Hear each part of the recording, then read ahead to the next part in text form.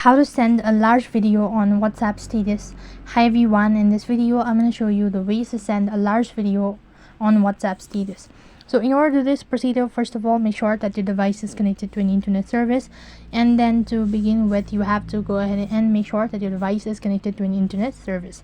So unfortunately, WhatsApp does not let you add large videos on WhatsApp status. However, you can use the third-party application to edit the video and upload it onto your WhatsApp status.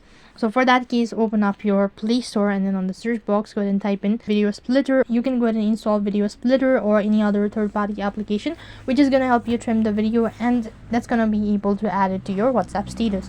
When you're done completely installing the following application, then you can upload the video to the following application, trim the excess part and all that, and accordingly you'll be able to add or send large video on WhatsApp status.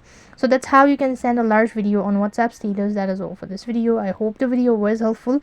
Make sure to like, share and subscribe to our channel. Thank you for watching. See you in the next video.